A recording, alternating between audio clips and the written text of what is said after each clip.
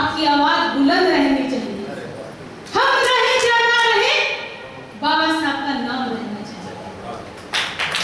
और आज उस मिशन से आप लोग यहाँ सारे इकट्ठा हुए हो।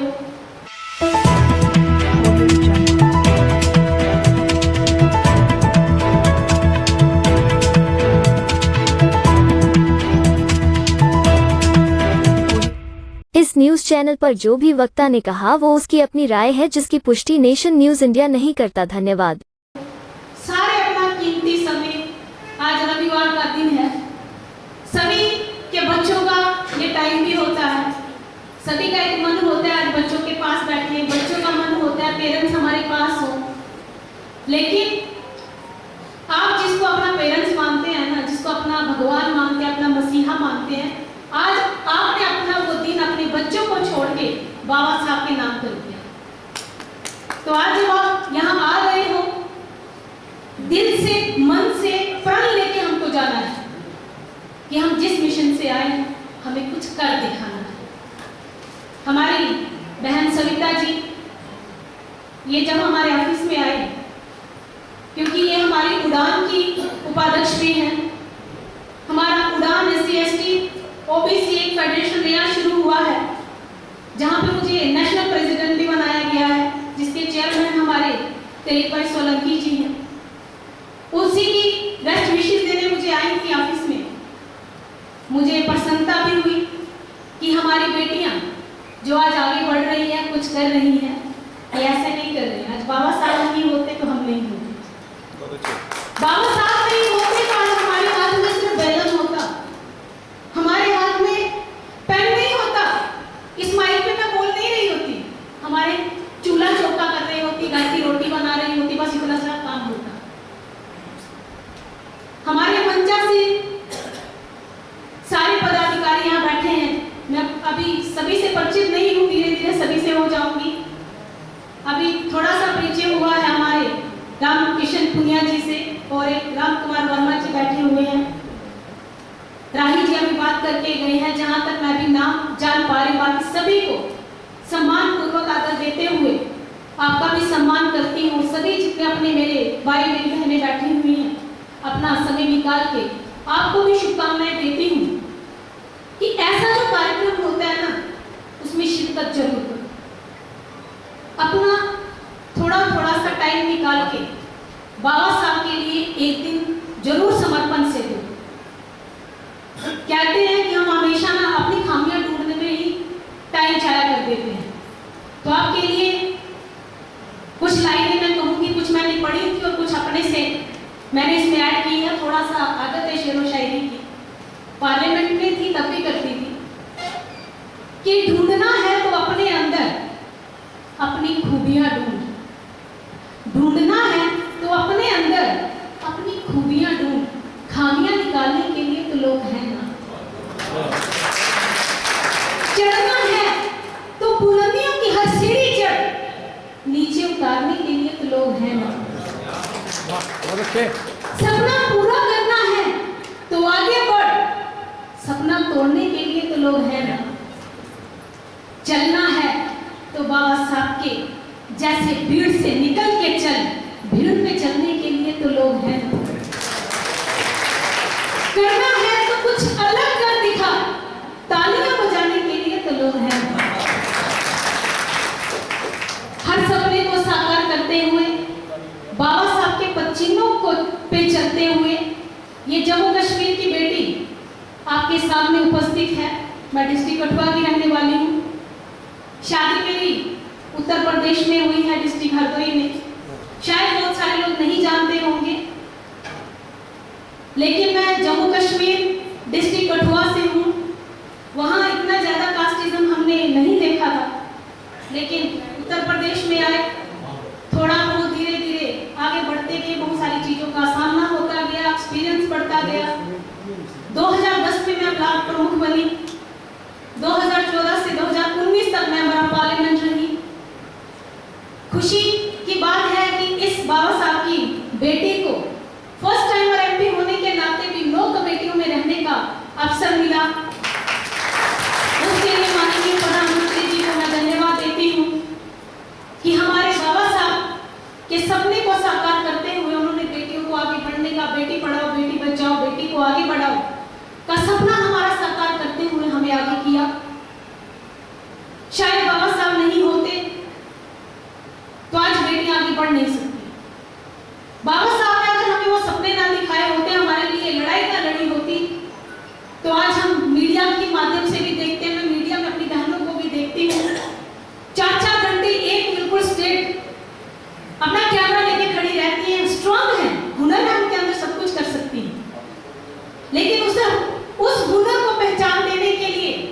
बाबा साहब ने जो हमारे लिए संघर्ष किया, आज हमारी सभी बेटियां उनका वो संघर्ष व्यर्थ नहीं होने दे रही हैं। आज ये हमारी सारी बेटियां आपके सामने जीते जागते उदाहरण हैं कि आप मौका दें हमें पंख खोलने का तो हम आसमान नापना चाहते हैं, आप हमें मौका दें उड़ने का तो हम उड़ना चाहते हैं, आप हमें कोख से बाहर तो आने दीजिए, हम भी संसार देखना चाहते हैं, आप हमें जीने का मौका तो दे दीजिए, आप हमें देखिए हम हर सपने को साकार करना चाहते हैं, हमें एक उड़ान भरने का तो मौका दीजिए, हम बाबा साहब के हर सपने को साकार करना चाहते हैं। और मुझे पूरी उम्मीद है जो बेटी हमारे घर से बाहर निकली है ये कुछ कर दिखाएगी और कर दिखा रही। आज राष्ट्रपति के सबसे ऊंचे पद पर हमारी बेटी सुशोभित कर रही है, तो ये बाबा साहब का तो सपना है जो साकार हो रहा है। मैंने जैसे पहले बोला ना, अगर कदम नहीं उठाए होते, हमारे लिए शुरुआत नहीं की होती, तो शायद आज हम सिर्फ अपने घर में चूल्हा चौका कर रहे होते। लेकिन अगर हमें समय मिला है, हमारे अंदर हुनर है, तो उसको दबाना नहीं है, उसको आगे लेके आना है। आज बेटियों को मैं जाती हूँ, कम तादाद में मिलती हैं, लेकिन जब मिलती है ना IAS IPS ऑफिसर तो दिल में खुशी होती है। अभी बिहार में मैं गई थी, क्योंकि बिहार राज्य मेरे पास में है, मैंने सारे डिवीजन वहां पे किए। IG कमिश्नर मेरे साथ मीटिंग में रहते थे, पूरे डिवीजन का मेरी मीटिंग होती थी, 5 SP बैठे हैं, 5 DM बैठे हैं, उसमें बहुत हद तक होता था, कभी किसी जगह पे एक SP मिल जाती थी और कहीं दूसरे डिवीजन में एक DM मिल जाती थी। मुझे देख के खुशी होती थी कि सारे पुरुषों की कतार है, लेकिन एक ही झांसी की रानी काफी बैठी है। कष्ट होता था कि हम कतार में बराबरी में कब आएंगे। मैंने वहां पे बोला, IG कमिश्नर को भी कहा, मैंने कहा देखिए हमारी बेटियों को आगे आने दीजिए, ट्रांसफर में होता है ना तो इन पे थोड़ा साफ कार्नर रखिए, ये कम नहीं है किसी से, लेकिन ये वो बेटी है कि आपका घर भी चलाती है, ये वो बाबा साहब की बेटी है कि आपके पर्स से लेके आपके रुमाल से लेके आपका टिफिन तक तैयार करती है और फिर खुद भी सर्विस पर जाती है। तो अगर इसका कहीं ट्रांसफर हो जाता है ना तो इसको ध्यान से सॉफ्ट कार्नर रखते हुए इसका ट्रांसफर भी आराम से करना। कभी कभी क्या होता है ना, उसमें बैंकों की भी हम मीटिंग करते हैं, आज वो उत्तर प्रदेश में ट्रांसफर कहाँ हो गया, मध्य प्रदेश में, तेलंगाना में, मेरे पास आती है, परेशान होकर आती है कि देखो मेरा ट्रांसफर कर दिया, एक तो मैं कम्युनिटी से बिलोंग करती हूँ, ऊपर से मैं देखो बेटी भी हूँ और इन्होंने मेरे साथ ऐसा किया। लेकिन रीजन जायज होता है तो हम आगे बात जरूर करते हैं। मैं उनको एक ही बात सिखाती हूँ, बेटी हो तो क्या हुआ, किसी से कम थोड़ी हो, तेलंगाना भेज दिए चाहे कन्याकुमारी भेज दो, तुम जाओगी। कहती मैं जा सकती हूँ, लेकिन अभी मेरी नई शादी हुई है, अब ससुराल कहता है कि इतनी दूर जाना नहीं, उसका दिल कहता है कि मैंने पढ़ाई की, बाबा साहब का सपना पूरा करने के लिए घर में बैठ सकती नहीं। अब वो असमंजस्य में होती है कि मैं करूं तो करूं क्या, नौकरी तो छोड़ नहीं सकती जिसके लिए इतनी पढ़ाई की, और दूर जाने में और पास आने में ही दिक्कत है। फिर हम आप जैसे सभी अधिकारियों से बात करते हैं, बहुत सारे अच्छे भी हैं, और तत्काल उनको वहीं का वहीं रिवर्स करके बच्ची नौकरी करेगी।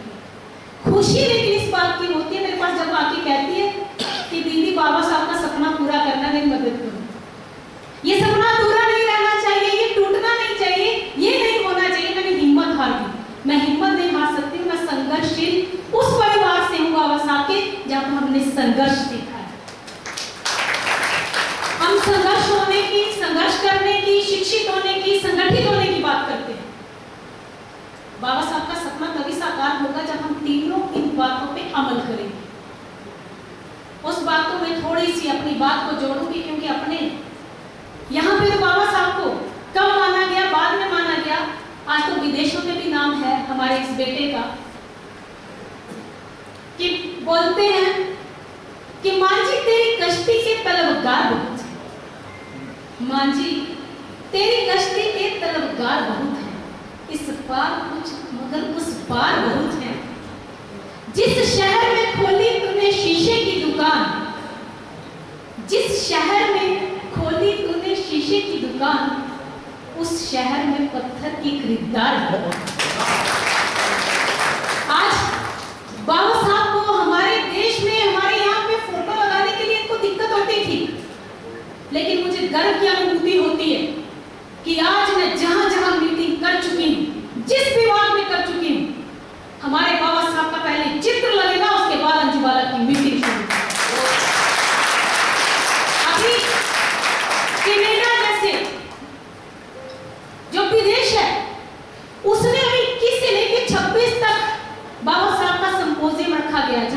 विचारों पे मनन होगा, बातें होंगी, विचार रखे जाएंगे, जो इंटरनेशनल सारी जगहों से लोग वहां इकट्ठा हो रहे हैं।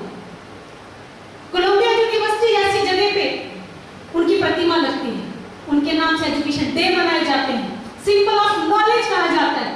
और मेरे यहाँ पे किसी को तकलीफ होती है चित्र लगाने की, तो उसको तो कमीशन बर्दाश्त नहीं कर सकता। अभी लखनऊ में पिछले साल की बात है, मैं बताऊं कि पहली बार हमने वहाँ पे रेल की जो मंडल की मैंने मीटिंग रखी, एसोसिएशन मेरे पास में आया कि हमारे कुछ इशू है, हमारे कुछ सुन नहीं रहा है, तो एक मीटिंग हमारी रख लीजिए। आपने देखा अगर मेरे ट्विटर पे आप जुड़े हैं, मेरे पेज से जुड़े हैं, आप कमीशन के पास कम आते हैं लोग, कमीशन चलकर खुद ही चला जाता है, क्योंकि मुझे बाबा साहब के सपने पूरे करने हैं। मैं अपने सपने पूरे नहीं करूंगी, मेरा सपना तब पूरा होगा जब मैंने हमारे बाबा साहब के सपने पूरे होंगे। और वो उम्मीद मैं आपसे भी रखती हूँ कि अपना सपना तो हम साकार तब कर पाएंगे, सपने अगर साकार करने हम लग गए तो बाबा साहब के सपने हम पूरे नहीं कर पाएंगे। जैसे उन्होंने मुझे कहा मीटिंग करने के लिए, मैं आ रही हूँ, मैंने कहा तैयारी करूँगी। जब मैं गई तो मेरी नजर सबसे पहले हॉल में होती है। हॉल में मैंने देखा सबके चित्र लगे हुए, सिर्फ हमारे बाबा साहब का चित्र नहीं है। मैंने टीआरएफ से पूछा, मैंने कहा ये बताइए, जिन्होंने संविधान लिख दिया, जिनके नाम पे पार्लियामेंट के अंदर भी विचार विमर्श होते हैं, उनके पूरा दिन उनके नाम से मनाए जाते हैं, विदेशों में भी हमारी प्रतिमा बाबा साहब की लगती है, तुम्हें चित्र लगाने में दिक्कत है? यहाँ पे कोई खामोश रहे, उनके पास जवाब नहीं होगा। मैंने कहा जहां तो तुम इतने काबिल बन जाओ कि तुम्हारा चित्र हम लगा दें, और जब आप उस काबिल बन नहीं सकते हो तो बाबा साहब का चित्र लगाने के लिए मना नहीं कर सकते। उसमें जब हमें पता चला कि ये संघर्ष 25 से 30 साल से चल रहा था, और 30 साल से वो लोग संघर्ष कर रहे थे कि बाबा साहब का चित्र लगना चाहिए, हमने 10 मिनट के अंदर बाबा साहब का चित्र भी लगाया, फूल भी चढ़ाए, और मीटिंग तब जाके और उसके बाद में हमने उनसे वादा कराया कि आप बाबा साहब की बड़ी प्रतिमा आपके इसमें रेलवे मंडल में लगनी चाहिए। आप इस 15 तारीख को, क्योंकि 14 अक्टूबर को अप्रैल को मेरे कार्यक्रम थे, और 15 अप्रैल को अभी मैं बाबा साहब की बड़ी प्रतिमा का उद्घाटन करके आ रही हूँ, जो मुझे फख्र की महसूस होता है। अगर हम कुछ करने की ठान ले, आप सब कुछ कर सकते हैं। और अभी पटना से आ रही हूँ, परसों शाम को पटना में भी उन्होंने उधर से बात सुनी होगी कि मैडम ने वहाँ मीटिंग की, और मैडम के जाने से पहले 95% काम हो गया। मैंने कुछ नहीं किया, लेकिन बस कमीशन आ रहा था, कमीशन के सामने उनको जायज काम तो करने ही थे, डीओपीडी की गाइडलाइन तो फॉलो करनी पड़ेगी ना। हमने एक भी चीज नहीं कहा कि जो रूल के बाहर आप करो, हम आपसे छीन नहीं रहे, पर मेरे लोगों का एसोसिएशन का अधिकार तुमसे छीन के लेंगे, वो हमारे अधिकार है, तुम दोगे नहीं तो छीनेंगे ना। हमने तुम्हारा बाहर जाके रूल में नहीं मांगा, और मेरे जाने से पहले रोस्टर भी मेंटेन हो गए, कंप्लेंट भी जितनी थी सॉल्व हो गई, और 95% काम होने के बाद 5% एसोसिएशन खुश होके खुशी के आंसू लेके आंखों में कहा कि मैडम ये सपना हमारा 25-30 साल से था। और उस दिन वो खुशी के आंसू देख के उनकी आंखों में मुझे भी एक खुशी का अनुभव हुआ कि मैं कुछ तो कर पाई। हमने बाबा साहब के बच्चे हैं तो हमें इतना तो अधिकार बनता है कि उनका चित्र तो होना चाहिए। परसों जब मैं रेलवे मंडल में पहुंची हूँ अपने पटना में, जब मैंने देखा तो कॉन्फ्रेंस हॉल में वहां के चित्र में, मैंने कहा ऐसे मीटिंग शुरू नहीं होगी जी, हमको कहा। उन्होंने कहा सिर्फ मैम आप टाइम दीजिए, और 10 मिनट में वो मेरे उसमें पड़ा भी होगा, 10 मिनट में बाबा साहब का चित्र लग गया। तो ये हमारे लिए खुशी की बात है कि जो ये जगे हुए नहीं थे उनको जगाना हमारा काम है, क्योंकि बाबा साहब को तो नींद ही नहीं आती थी ना, क्योंकि वो कहते थे मेरा समाज सो रहा है। पर बाबा साहब हमें भी देखते होंगे कि आप बाबा साहब के सपने साकार करने के लिए, मैं चाहती हूँ आपको भी नींद नहीं आनी चाहिए, आप भी उस लक्ष्य को पूरा करने के लिए आपको भी नींद नहीं आनी चाहिए कि जब तक हम अपनी लास्ट पंक्ति तक ना पहुंचाए कि हमें अपने बच्चों को शिक्षित कैसे करना है। आज हम टीचर बन के, अधिकारी बन के, रेलवे में, बैंक में, हर जगह विराजमान, हर कुर्सी हम सुशोभित कर रहे हैं, लेकिन क्या कभी ये जानने की कोशिश की जिस शहर से हम आए, जिस गांव से हम आए, क्या हमारे आसपास के जो बच्चे हैं उन लोगों ने पूरी शिक्षा पाली कि नहीं पाली? क्या बाबा साहब का सपना साकार करने के लिए हमको किसी को हम वो जरूरत पूरी कर सकते हैं कि नहीं कर सकते हैं? और आपसे निवेदन करती हूँ, विनती करती हूँ कि बाबा साहब के सपने को साकार करने के लिए एक दिन अपने गांव जरूर चले जाइए।